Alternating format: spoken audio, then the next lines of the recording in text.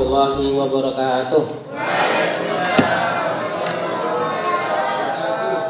Alhamdulillahirabbil innal hamdalillah nahmaduhu wa nasta'inu wa nastaghfiruh wa na'udzu billahi min shururi anfusina wa sayyiati a'malina. May yahdihillahu fala mudilla lahu wa may yudlil fala hadiya lahu. Asyhadu an la ilaha illallah wahdahu la syarika lahu wa asyhadu anna Muhammadan abduhu wa rasuluh alladzi la nabiyya wa la rasula ba'dahu. Amma ba'd. Allahumma inna nas'aluka ilman nafi'an wa rizqan thayyiban wa amalan mutaqabbala. Allahumma inna na'udzubika min ilmin la yanfa'u wa min qalbin la yakhsha wa min nafsin la tasba' wa min da'watin la yustajabu laha. Allahumma ati nufusana taqwaha wa zakkiha anta khairu man zakkaha anta waliyuha wa maulaha. Amma ba'd. Apa kabar teman-teman sore hari ini?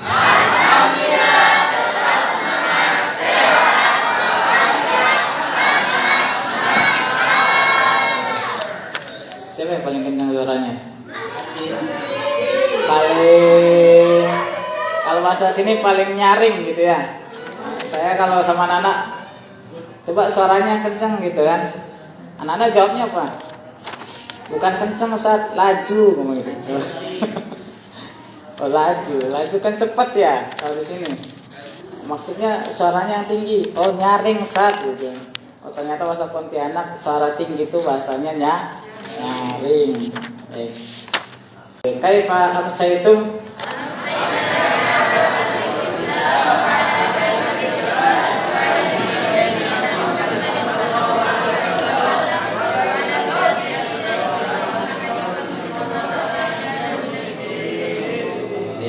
Alhamdulillah, teman-teman sekalian yang dirahmati Allah Subhanahu wa taala, alhamdulillah di sore hari ini kita lanjutkan kembali kajian kita, yaitu kajian kitab Ar-Rasul Al-Muallim, itu menjadi guru seperti Rasulullah SAW, yang ditulis oleh Abdul Fattah Abu Hudah. Mudah-mudahan ilmu yang dituliskan beliau melalui buku ini atau kitab ini senantiasa bisa menjadi amal jariah bagi beliau dan juga menjadi amal soleh bagi kita, dan semoga nanti juga bisa kita ajarkan juga kepada orang-orang atau murid-murid kita, ya, keluarga kita, anak-anak kita, sehingga juga insya Allah mudah-mudahan juga nanti menjadi amal jariah bagi kita semuanya.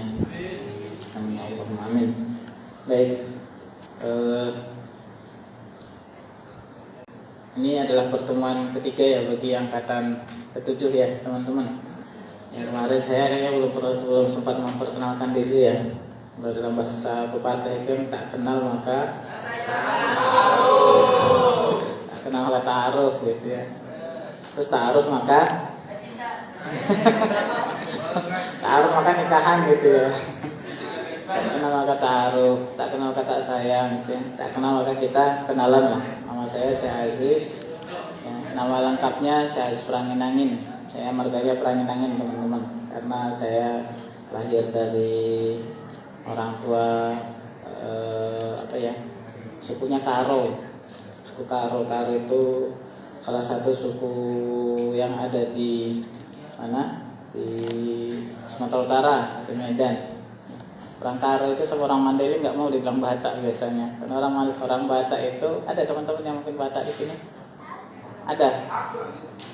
Biasanya orang Batak kan saudara-saudara kita yang ada di mana, di sekitar Pulau Samosir lah, sekitar Danau Toba dan sekitarnya. Kalau Mandailing biasanya bilangnya Mandailing, kalau Karo ya biasanya bilangnya Karo, walaupun konon merupakan rumpun dari Batak juga sebenarnya ya. Kemudian di Ismu Yahya yang menahi di amal pendidikan ya, bersama Ustaz Aldo, bantu Ustaz Aldo di Kutab Ismu Yahya. Saya di Ismu Yahya sejak Juni tahun lalu teman-teman. Juni tahun 2022, belum 1 tahun di Ismu Yahya. Baik, kita lanjutkan kembali kajian kitab kita tadi Ar-Rasul Muallim. Tadi sekedar perkenalan di awal, mungkin banyak yang belum kenal, saya juga belum kenal antum. Mungkin wajah-wajah sih yang Ikhwan banyak yang kenal ya, karena sering ketemu. Kemarin metode pertama dari 40 metode yang ada di buku ini adalah apa kemarin? Saya masih ingat. Ya, keteladanan seorang guru itu adalah harga mutlak, tidak boleh ditawar. Ya, jadi kalau yang namanya guru dalam bahasa Jawa itu guru sering disingkat dengan bukan disingkat, Guru itu adalah singkatan dari digugulan ditiru gitu ya. Dia itu diikutin dan juga ditiru apa yang dilakukan oleh seorang guru itu. Maka apapun itu, dari kemarin kesempurnaan Rasulullah, dari kesempurnaan akhlaknya, dari kesempurnaan berbicaranya, dari kesempurnaan perbuatannya, dari kesempurnaan nalurinya, maka seorang guru itu harus mencerminkan kebaikan gitu. Karena kalau tidak mencerminkan kebaikan, maka itu yang akan ditiru oleh anak-anak kita, oleh murid-murid kita. Karena itu keteladanan itu adalah harga mutlak, tidak boleh ditawar ya. Antum cara jalannya aja itu bisa ditiru sama murid-murid. Makanya Rasulullah itu dalam kitab Asyama'il Muhammadiyah itu, karangan Imam Tirmidzi itu, semua perangai Rasulullah dari karakteristik fisiknya itu pun dijelaskan gitu. Yang kita meniru itu dengan harapan atau dengan tujuan adalah mendapatkan keberkahan dari Rasulullah. Misalkan nanti jenggotnya gitu ya, rambutnya gitu misalkan. Kalau kan rambutnya Rasulullah kan panjang ya sebahu gitu. Kita ngikutin itu ya karena memang Rasulullah melakukan itu gitu. Tapi di sini nggak ada yang panjang rambut saya, juga nggak bisa panjang rambut saya. Bukan nggak bisa panjang sih, nggak bisa ngurusnya ya. Panjang sedikit langsung rasanya kayak gimana gitu. Tapi kalau Rasulullah dulu kan rambutnya panjang-panjang, ada yang dicat gitu kan, semir dengan warnanya, nggak boleh warna hitam gitu. Itu kalau Rasul, banyak hal lah ya dari apa yang dilakukan Rasulullah itu adalah hal yang baik untuk kita tiru. Bahkan cara berpakaiannya, cara berbicaranya. Oleh karena itu, sebagaimana yang sering kita juga yakini bahwa Rasulullah ada teladan. Nah, yang namanya teladan, maka apapun yang dilakukan oleh yang kita teladani itu harus diikutin. Nah, dengan seperti itu maka kita bisa menghidupkan sunnah Rasulullah SAW. Nah, kalau kita cinta Allah, cinta Al-Quran, cinta Rasulullah, yang hari ini banyak luput dari manusia itu adalah kecintaan terhadap Rasulullah itu, teman-teman. Al-Quran kan mungkin teman-teman sudah sering mengkaji, tentang Allah juga sudah sering mengkaji, tetapi tentang Rasulullah itu masih banyak. Yang kita itu hanya memahami apa yang disampaikan Rasul itu berdasarkan matan-matan hadis aja ya, matan-matan hadis gitu ya, tanpa memahami bagaimana sirahnya, bagaimana kronologisnya, bagaimana hikmahnya. Tahu ada satu hadis bunyinya seperti A, B, J gitu, itu aja yang kita laksanakan biasanya, tanpa memahami kenapa hadis itu misalkan dikeluarkan, atau dalam waktu seperti apa, dalam kondisi seperti apa. Nah, itu yang hari ini banyak orang yang tidak memahaminya. Padahal Rasulullah itu adalah cerminan dari Al-Quran. Jadi kalau kita ingin memahami Al-Quran dengan sempurna, dengan baik, maka harus juga memahami bagaimana sirah dari Rasulullah SAW. Makanya teman-teman, saya mendorong gitu ya untuk selalu kita juga baca buku-buku tentang sirah Nabawiyah. Ada banyak sekali kitabnya. Ada banyak yang sering saya sampaikan ke teman-teman itu, minimal teman-teman baca kitab Sirah Nabawiyah Rahqul Maktum ya, karyanya Sofiur Rahman Al-Mubarakfuri. Itu buku itu sangat bagus, teman-teman. Buku itu juga menjadi pemenang lomba dalam lomba menulis sirah gitu ya, sedunia. Dia orang India, beliau orang India gitu, tapi bisa menulis kitab sirah dengan sangat baik. Data-datanya juga lengkap itu, dan dia kronologis. Nah, itu yang perlu kita pahami. Jadi kalau kita ingin mendalami Al-Quran secara sempurna, maka sirah pun harus kita pahami secara sempurna gitu. Agar apa? Agar ketika kita membaca Al-Quran, kita memahami Al-Quran, kita tahu maknanya. Teman-teman misalkan Bismillahirrahmanirrahim, baca Al-Fatihah lah misalkan, Alhamdulillahirabbil alamin arrahmanirrahim maliki yaumiddin iyyaka na'budu wa iyyaka nasta'in ihdinas siratal mustaqim siratal ladzina an'amta 'alaihim siratal ladzina an'amta 'alaihim ghairil maghdubi 'alaihim waladdallin. Itu di situ ada sirahnya gitu. Siapa yang disebut di situ al-maghdub dan siapa ad-dall? Siapa di situ al-maghdub, ad-dall di situ? Al-maghdub adalah orang yang dimurkai. Ad-dall itu adalah orang yang tersesat. Apakah hanya itu maknanya, teman-teman? Apa maknanya selain itu? Al-maghdub itu siapa? Al-Yahud. Kemudian ad-dall itu siapa? Nasoro. Apa bedanya Yahudi dan Nasrani? Yahudi itu beda ini. Kalau Islam itu pertengahan gitu, kira-kira gitu ya teman-temannya. Dia antara apa ibaratnya? Kalau Yahudi mereka tahu ilmu tapi tidak mau menjalankan, ya. Sebaliknya gitu ya. Makanya disebut dengan tersesat gitu. Adol itu mereka menjalankan tanpa tahu ilmunya. Nah, Islam itu seperti apa? Harus tahu ilmunya dan mau menjalankan. Nah, makanya ketika kita baca Al-Fatihah minimal itu harus ada dalam diri kita itu. Kita punya ilmunya dan juga kita menjalankan. Jangan sampai kita memiliki ilmu tetapi malah membangkang. Itu yang jadi orang yang akan dimurkai. Atau sebaliknya, kita rajin beramal tapi tidak ada ilmunya, maka siap-siap akan menjadi orang yang tersesat. Seperti tadi al-Yahud wan Nasara gitu. Jadi ketika kita memahami Al-Qur'an itu pun ada sirohnya gitu. Ada pemahaman bagaimana dulu Rasulullah ketika ditanya man hum al-Yahud wan Nasara hum siapa mereka itu, siapa al-maghdub dan siapa ad-dallun gitu. Nah, di beberapa penjelasan para ulama tafsir kira-kira tadi seperti itu. Itu maka yang memahami Al-Qur'an itu harus juga memahami sirah nabawiyah. Yang kedua adalah metode pembelajaran yang dilakukan oleh Rasulullah SAW, ta'limuhu sallallahu alaihi wasallam asy-syara'i bitadrij. Ya. Rasulullah ketika mengajar tentang syariat-syariat agama Islam ini dengan at-tadrij. At-tadrij itu apa?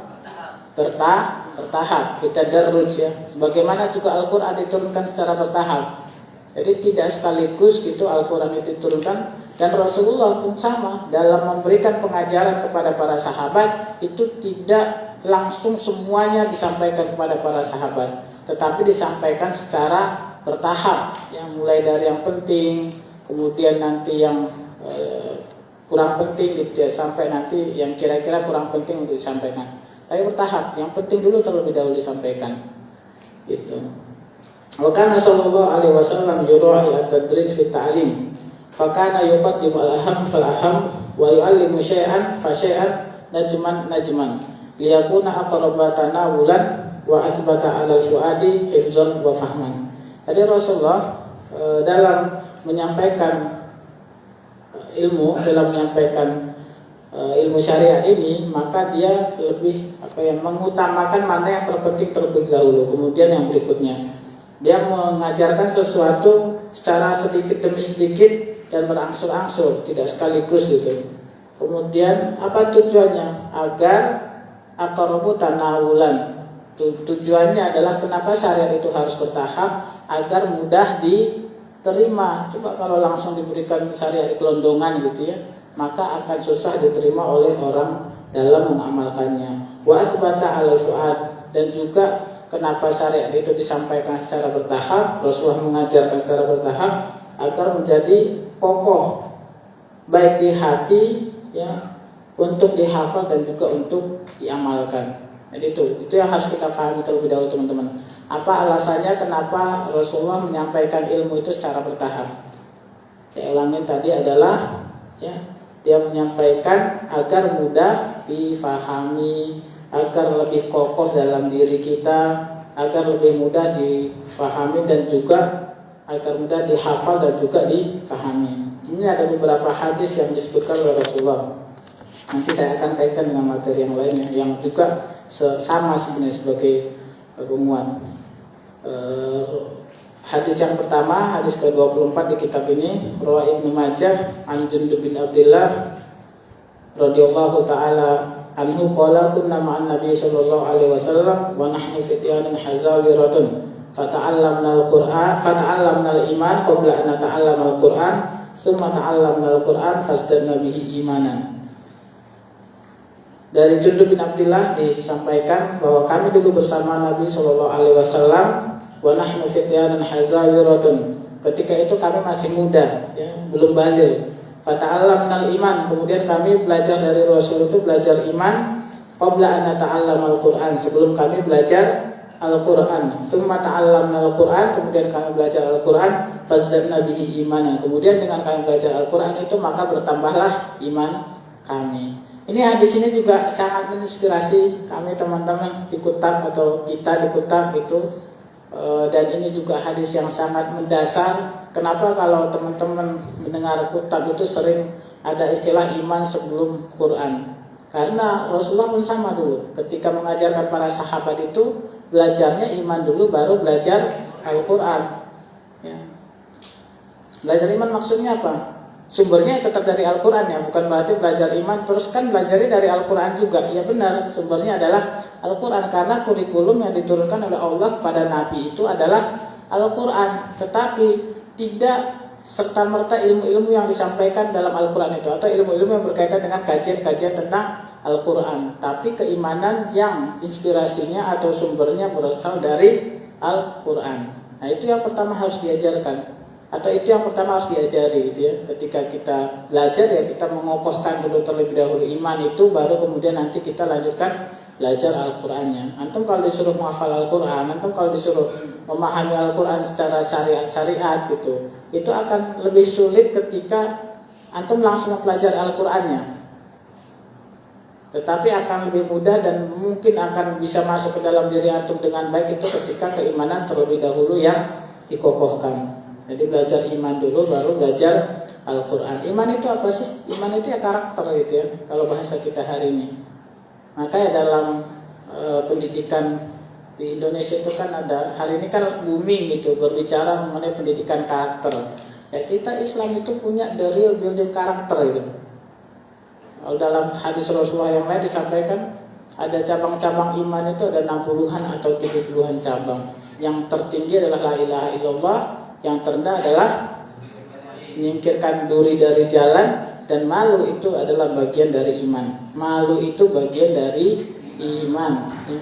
Kalau antum tidak malu untuk berbuat jahat, ya lakukanlah perbuatan jahat itu. Tidak malu berbuat maksiat, maka lakukanlah. Gitu. Ada 60-an 70-an cabang. Ada amal lisan, ada amal perbuatan, dan juga ada amal hati. Makanya dalam definisi iman nanti yang lain kan al-iman al-i'tiqad bil apa? At-tasdiq bil lisan wal i'tiqad bil qalbi wal amal bil jawarih. Diucapkan dengan lisan, diyakini dalam hati, dan diamalkan dengan perbuatan. Kemudian iman itu diyakini dalam hati, diucapkan dari lisan, dengan lisan, diyakini dalam hati, dan diamalkan dengan perbuatan. Apa bahasanya? Al-iqrar bil lisan wa tasdiq bil qalbi wal amal bil arkan atau bil jawarih. Nah, kemudian ada hadis yang lain. Saya akan sedikit cepat ya. Hadis yang lain waru al-Bukhari wa Muslim wa lafdhu lahu min Ibnu Abbas radhiyallahu taala anhuma anna Nabi sallallahu alaihi wasallam ba'atha Mu'adzan ila Yaman. Nabi itu mengutus Mu'adz ke Yaman. Faqala innaka sata'ti qauman min ahli kitab. Sesungguhnya kamu akan mendatangi kaum ahli kitab. Fad'uhum ila syahadati alla ilaha illallah wa anni rasulullah. Maka yang pertama yang harus kamu lakukan adalah menyeru mereka untuk bersaksi bahwa tiada Tuhan selain Allah. Itu pertama gitu. Jadi kalau ada, ini kemarin juga ada saudara kita kan ada Pak Vincent gitu ya. Yang pertama yang harus dikuatkan adalah keimanan dulu gitu. Yang harus diyakini dulu adalah keimanan dalam diri kita bahwa tiada Tuhan selain Allah. Kemudian yang berikutnya adalah yang kedua dakwahnya adalah meyakini bahwa Rasulullah Muhammad SAW adalah seorang nabi. Jadi dalam rukun iman itu kan kita sering mendengar ada rukun iman kepada nabi-nabi Allah. Tetapi juga ada penegasan di ayat yang lain nanti yang menegaskan bahwa tidak hanya iman kepada nabi-nabi Allah, tetapi juga iman kepada Rasulullah. Iman kepada nabi-nabi Allah itu artinya apa? Semua nabi yang diturunkan oleh Allah, khususnya 25 nabi yang wajib kita yakini, itu kita harus beriman kepada mereka bahwa mereka itu pernah ada. Tetapi iman kepada Rasulullah ini secara khusus gitu. Allah sebutkan juga bahwa kalian harus beriman kepada Rasulullah. Maka yang pertama yang harus dikokohkan terlebih dahulu pada diri setiap mukmin atau pada diri murid-murid kita sebelum kita menyuruh mereka untuk melaksanakan hukum-hukum syariat, maka imannya dulu terlebih dahulu yang dikokohkan sebelum kita menyuruh mereka untuk melaksanakan syariat-syariat yang lain. Fa inhum ata'u lidzalika fa'limhum anna fa'limhum annallaha iftarada alaihim shadaqah. Kemudian apabila mereka sudah mentaatimu dengan dua perkara tadi, maka yang berikutnya adalah ajarkan mereka tentang sedekah. Nah, sedekah itu termasuk di awal, teman-teman. Ya, sedekah itu termasuk di awal yang perlu diajarkan kepada orang lain. Gitu. Karena sedekah ini bagian dari ujian keimanan juga sebenarnya. Ya, bagian dari ujian keimanan yang kita harus mengeluarkan uang gitu. Yang kedua, yang berikutnya tadi ya, yang pertama la ilaha illallah Muhammad Rasulullah, yang kedua adalah tentang sedekah, tu'khadz min aghniyaihim faturaddu ala fuqaraihim. Yang sedekah itu diambil dari orang-orang kaya mereka yang dibagikan kepada orang-orang miskinnya. Jadi ya tidak kemudian itu diambil oleh Islam untuk kebutuhan Islam gitu ya, tetapi digunakan juga untuk memakmurkan masyarakat, karena harta itu tidak boleh dipegang hanya oleh orang kaya, tetapi juga harus dibagi kepada orang-orang yang tidak mampu.